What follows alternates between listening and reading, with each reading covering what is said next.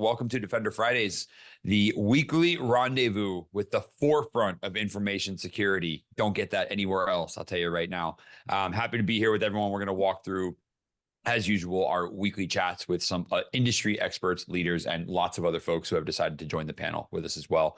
The goal of Defender Fridays is to explore various sides of security with seasoned professionals from across the industry.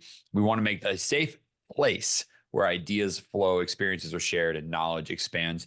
Each week, we've got a different guest that is going to be talking about all sorts of aspects of security. And today, we are joined by the wonderful, esteemed Tim MalcomVetter. Tim, first off, again, thank you for being here. It's great to have you for that, number one. Number two, we're just excited because it gives us a chance to get some informal discussions with you, have a nice, really engaging conversation, and figure out like what you're up to and where things are and all sorts of fun stuff. And I believe, if I'm not mistaken, today, the topic that we're going to talk about actually has to very specifically address why defenders don't like offensive security. Is that true? Yeah, it's a fun loaded topic, right? I like it. I love it because here's the thing. You're not wrong about that, number one. Number two, before we get too much into like the topic of things, Tim, do me a favor, like just tell us about yourself, where you're at and what's going on. Let our guests figure out who is this Tim guy we're hearing from today. Yeah, no problem. I've been doing cyber for 20 something years now. Once upon a time, I was the young guy. I was the youngest guy on my team. Then one day I woke up and I'm the old bald guy in the team. I don't know how that happened, but it happened.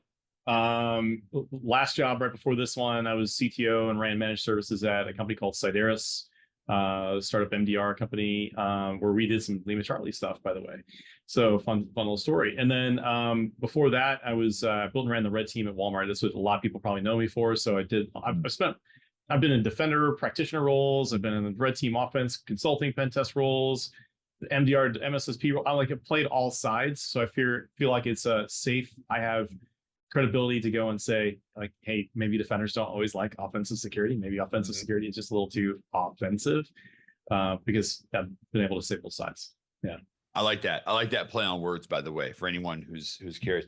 Tim, really quick, before we go too far, did you have a hand in creating SparkCon, or were you part of that? Oh, yeah, I sure did. When I was at Walmart, one of the things I really wanted to see happen was, so for those that don't know, like, it's an incredible company.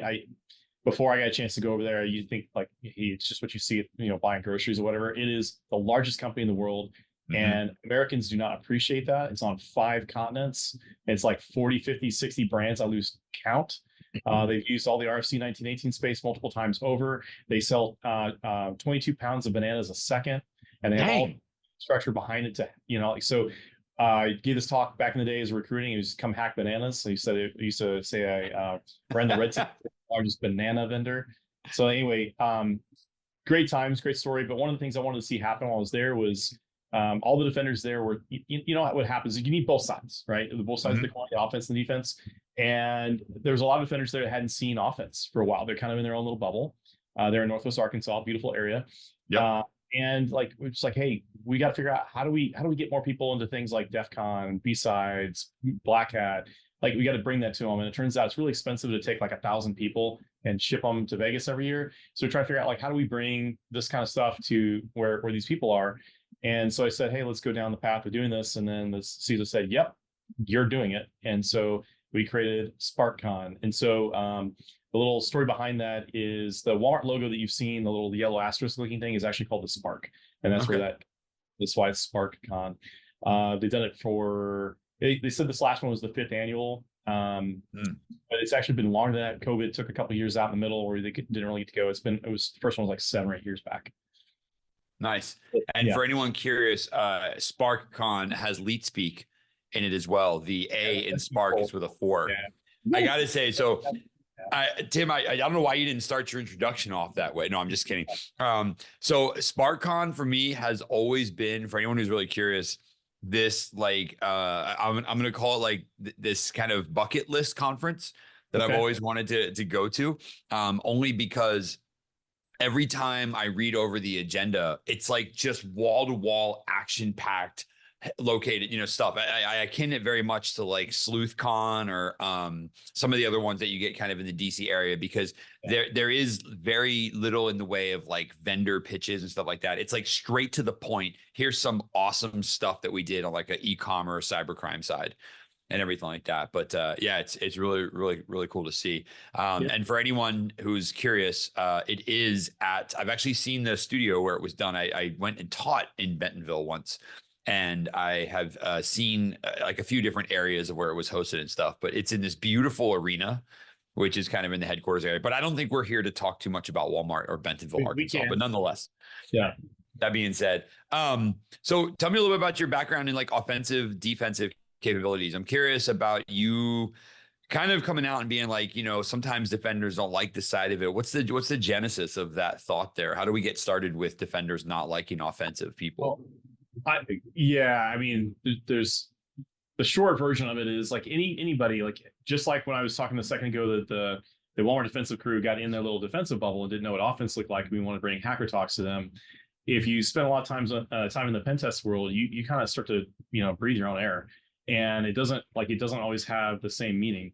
I'm guilty of this, by the way. I'm sure, like when I was my last role, I was CTO and running managed services at site areas. I'd have customers that would go hire a third party to go do a red team or pen test, and they would ship these findings that say, "Oh, just go fix your SIM," or "Just go write a rule to go detect this thing," or "Oh yeah, like it's no big deal."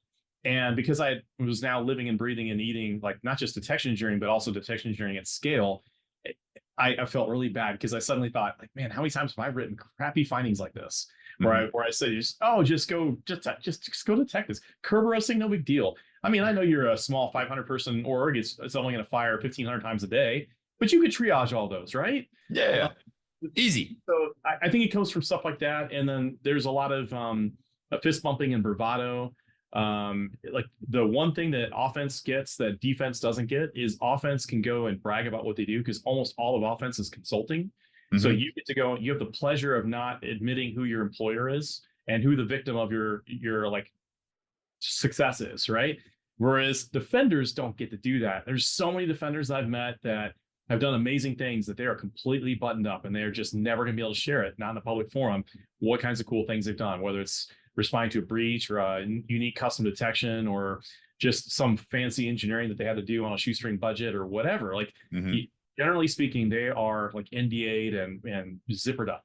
But guys, like, lay it all out here, because if I don't tell you the cool things I've hacked and all the cool things, the cool tools I've built and everything else, you're not going to know that I'm any good, and you're not going to hire my company. That seems to be the mantra. Yeah. No, man, I gotta say, you're hitting a lot of chords here. Only because I spent a lot of years in incident response, and I have some of the most wild, outlandish stories you could ever imagine about humans and computers. I can never tell any of them. I can tell them to the people who are there, but I can't tell any of the engineering feats, some of the things that you did in the early 2000s when it came to incident response. I mean, the ways that we collected data and stuff like that, they were engineering feats for sure. And I like that. I like that you're recognizing the importance of understanding that from a defensive side. Do you think that so first off, Tim, are you a believer that like the offensive help make the defensive side better? Are you in that camp? Okay. You absolutely have to do both sides, right? I have published my share of tools. Now, if you go look at my GitHub, for example, almost all of my tools, or almost all of the public repos I put out there, are incomplete tools. I have never, as a red teamer, released a fully ready to go. Like, there's always been something missing on purpose. Yeah. So to make it that, like, I don't want to just ready-made give a third party the ability to just go point and click a tool and go take down somebody, and the next thing you know is ransomware, and it's your tool in the news. Like that's always been a hard line for me and never wanted to cross. I know that's a controversial subject, and I have friends that will probably hate that I just said that, and that's fine. Like that, everyone's got their own piece, but for me, like, I sleep better at night knowing that it's not my code. I'll put techniques under the microscope and put, like, there's snippets of C++ code against the Windows API that do various things, and you can put them all together to build a C2, because I've done it, but like, it's not all there ready to go, right? I think we know, Tim, where you sit in the offensive security tool camp then. Yeah. Like, so in the middle of all the spheres. I feel like some defenders are still mad that I'm even publishing anything, and then I've got the other offense guys going, it's neutered. I'm mad at you, right? So Sorry, Yeah, guys. for anyone who's curious and you have some time to kill, go and do some Twitter or X, whatever, research about the offensive security tooling debate. And you'll have a fun time trying to figure out who's on which side of whether offensive, or I should say open source offensive security tools should be released in full. And it's glad to know kind of where Tim's at too. There we go. There's everyone's homework for the Yeah, weekend. exactly. For those around the bin long enough, it's the full disclosure debate, like rehashed, microwaved, and repackaged for the 14th time. Yep. Yeah, I don't need another one. A little bit about how, like, by the way, like, so I've taken this whole mindset to NetSPI, and you'll see that, like, we just did a branding launch this week and changed logos and all cool stuff and all that. But the big thing behind that is we're moving towards the category of proactive security, away from the category of offensive security that's been there the whole time, for this notion. Like, we're still doing offense, right? We still do a lot of it, but we're sitting here constantly thinking, like, how do we sit here and enable our customers who are defenders?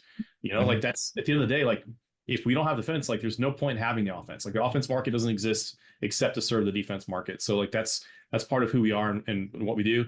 And we've even done, well, we got some, like, blog posts in the works to come out about this, but we're even changing our process for how we release things about end days that we find. So we find a 0 day in a customer in like a company's product, and we, in the course of pen testing some customer engagement or however we find it, we have obviously do the same thing that everyone's been doing for years, which is we work with the vendor, we make sure they patch it, we try to really urge them to patch it, give them as much time as they need, like, don't be high pressure, but at the same time, like, not let them walk over us, right? And then get to the point where it's out there. But now we're actually getting to the point where we're like, that's not good enough. We're not just going to do that. We're also going to go, like, you'll see, we released there was one that was on the NetSPI technical blog about a month or so back. It was one of our first ones to go through this process, where we said, okay, we're gonna publish the high level details without code, right? Step one. And we put a timer out. Like, we literally went to all of our social channels and said, in a week, we're gonna talk about this CVE that Microsoft acknowledges. By the way, we disagree with the CVSS score. It says things like it was a bug in Outlook, and it says you can't do things remotely or whatever, blah, blah, blah. You can. So we published that, just heads up, with no details for a week, let that bake. Then came back around and said, okay, here's the details, right? No code. Then waited a week, and then came back a week later and released the code. And you're gonna see things like this with us, like, also pushing detection guidance and things like that. So it's not just like, hey, we're throwing it out here to the wolves. Like, we're actually, it's no longer good enough just to publish with details and, like, in this responsible way. Responsible means taking it all the way, right? So that everybody's kind of safe and has that heads up. I like that.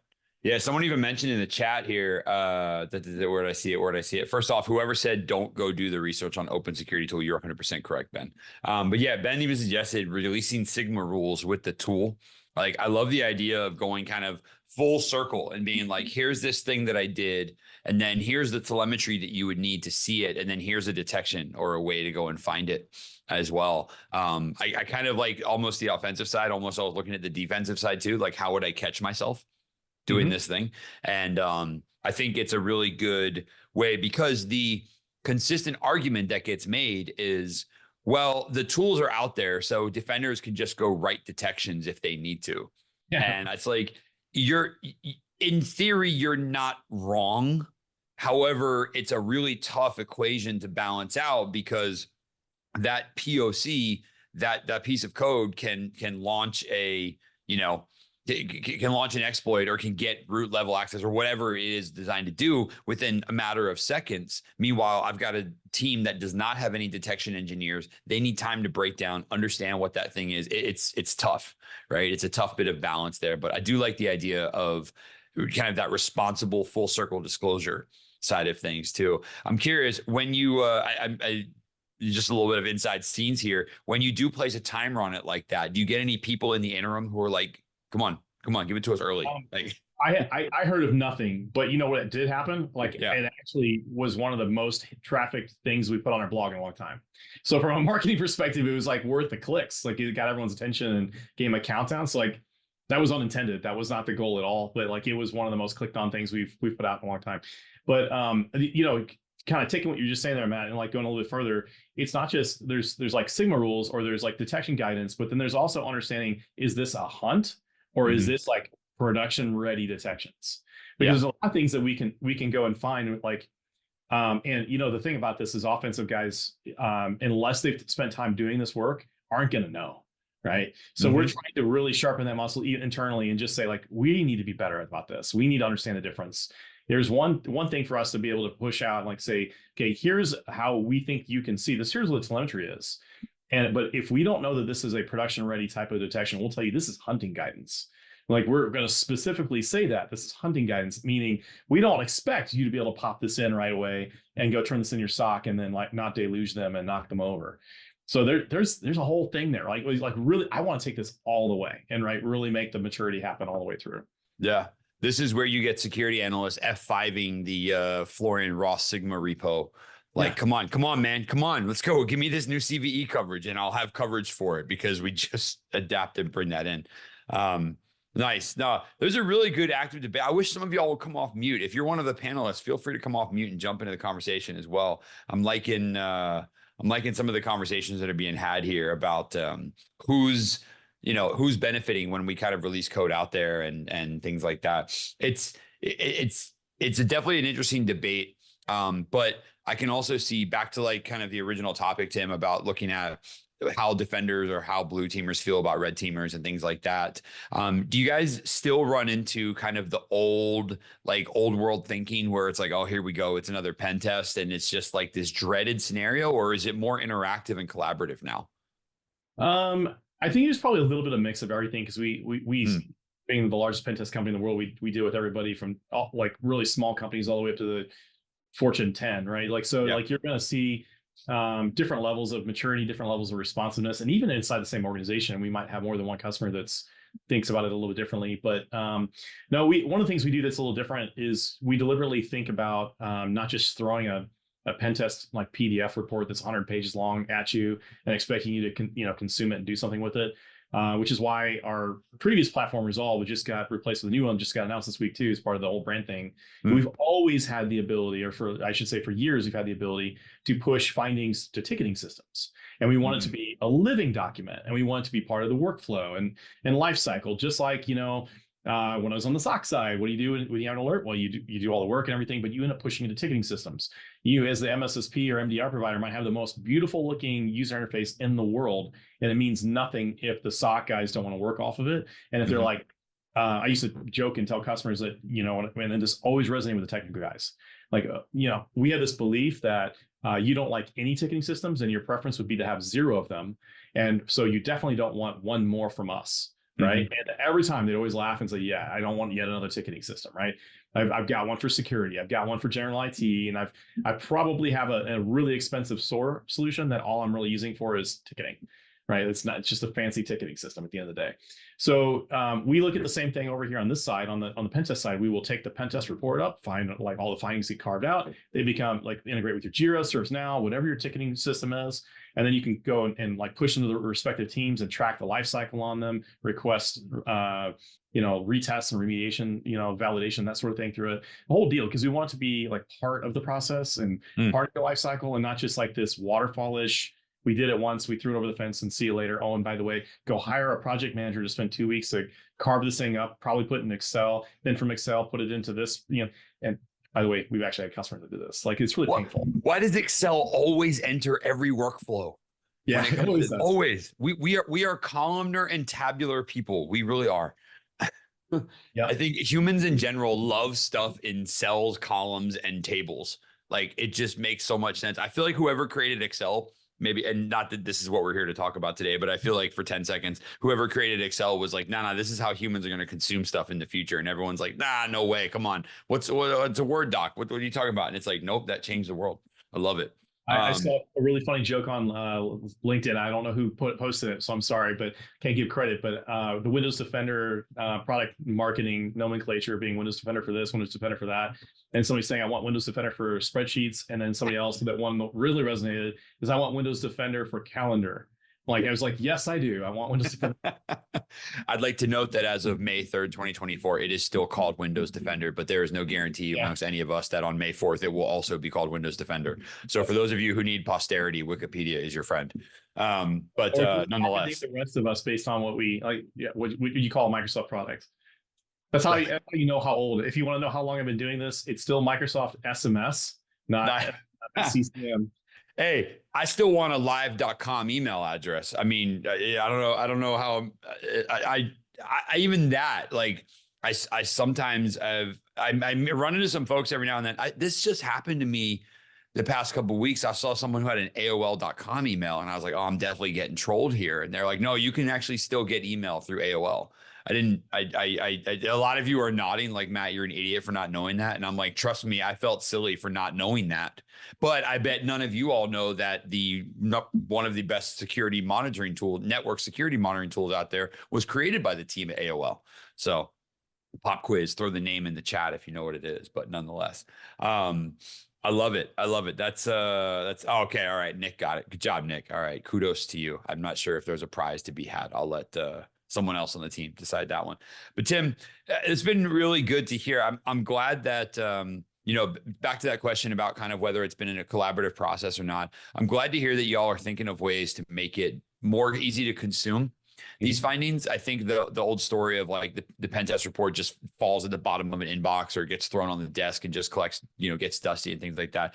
I'm curious, and I think I know the answer, but I'd love for everyone else here to try and think about this one too. Do you find that the more collaborative, I don't want to call it purple teaming because it may not be involved in the actual pen test, but post pen test, the findings, do you find that actually generates fixes and implementations? Like they actually care?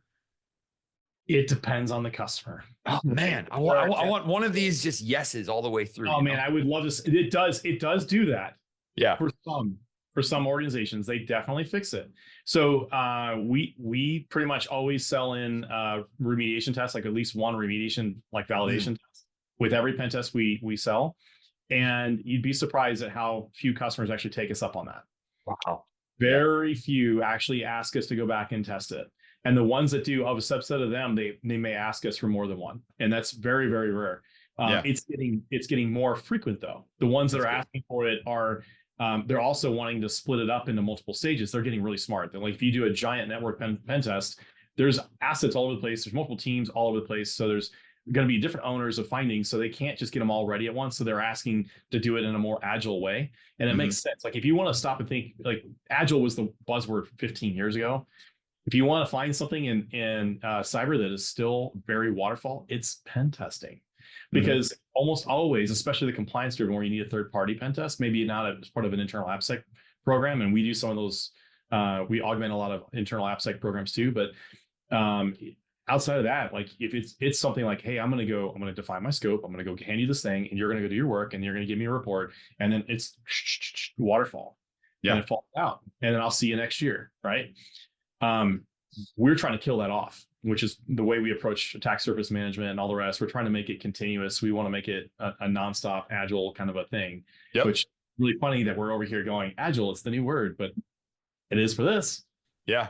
I was just about to ask actually how you felt about continuous, like I'm going to call it continuous validation or continuous testing and stuff like that. But I am curious, like how do you see, like, okay, so from an offensive mindset, right? How does that change things versus point in time testing? I mean, does it allow you to cover more? Do you get better scope coverage out of it? Do you get better testing? Or is it just, it's not a pen test every day, right? It's more spot testing. It is, think of it as more like event driven. So the way we approach attack surface management, very different than a lot of our competitors. There's 100 companies out there that do ASM stuff now. And I hate that there's an ASM acronym because thank you, Gartner, but it is what it is. And we use it because Gartner pretty much controls everybody. But so we're over here, we're doing ASM like everyone else, except for very differently at the same time. Everybody's using some combination of open source and commercial and a little bit of proprietary scanning tech, everything from Nmap to Tenable, like anything in between. They're using it, right? We're using it too. The difference is what we do is we have a bunch of obviously proprietary tech that's going to go filter and dedupe and all that kind of stuff. But then we have really smart humans that have been doing pen testing for 10 plus years that validate every finding. And they go and they say, can I exploit it? Yes or no? And they pass it on. So there's this really tired comparison that I keep doing. It's tired for me because I say it all the time, but you guys have never heard it. So I'm going to do it one more time. So my first week on the job joining NetSPI, I was like, holy crap, we're a SOC. And they're like, what? I'm like, yeah, no, we're a SOC. And like, no, we're not. We don't do SOC. We don't do MDR. No. Don't let those like buzzwords and labels get in your mind. Like, what is a SOC fundamentally? Fundamentally, a SOC is a funnel, right? Right at the top, you've got detections and alerts and threat intel and all of this stuff that comes in, and you group it and you dedupe it and you take noise out that that's there, and you do all this stuff to machinate it down, and you get to a really small data set. And then what happens? You put it in front of a smart human being that understands the domain, who says, yes, this is important, I need to do something, or tell a customer about it, or take some action, or no, I can dismiss it. So, well, what is our attack surface management? It's the same thing, except for the data set's different. Now I've got IPs and products and CVEs and threat actors that are going and popping certain vulnerabilities and like the KEV list and all this stuff up top. And we're taking this down and we're grouping it, deduping it, and trying to get classes of bugs. We know these things are not relevant. They're never, ever going to result in anything that's cool, like from a bad guy's perspective. And we go bring it all down, small list, and we put it in front of a human that says, I can exploit this, so I'm going to tell a customer about it, or no, I can't. And it's going to just end up in a report that you can see to prove that we've done work and that you're covered, or whatever you want to do. And that's how we approach that. So it is a continuous pen test in the sense that when you onboard with us, it's an external pen test. We go find except for, here's what's really fun. When a customer hires somebody for an external pen test, they go, here's my range, here's my IP range. They define that scope. We start there, and then we always find stuff outside of it on both sides. And then that's what we test, right? And then if we find new things that come up outside that scope or whatever, we go and find them, and we do it through the exact same methodology. We're going to go find the vulnerabilities. We're going to exploit the vulnerabilities. If we can exploit them, we tell you about them right away. It becomes a critical thing. By the way, it's a ticket. Yeah. You just like your SOC would do, right? That's a SOC, man. 100%. It's just a vulnerability SOC, not a threat, response SOC. Right.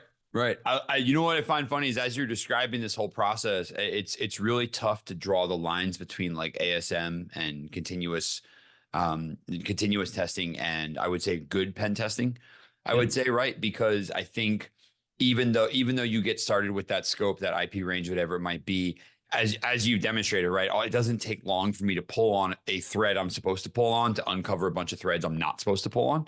And it's like, well, that's attack surface management in a simple high level form. It's not everything, obviously, but I feel like it's a starting point, and it's kind of a natural blend to be like, I can understand how the coverage of all this stuff relates together, because the technical discovery of it also relates together.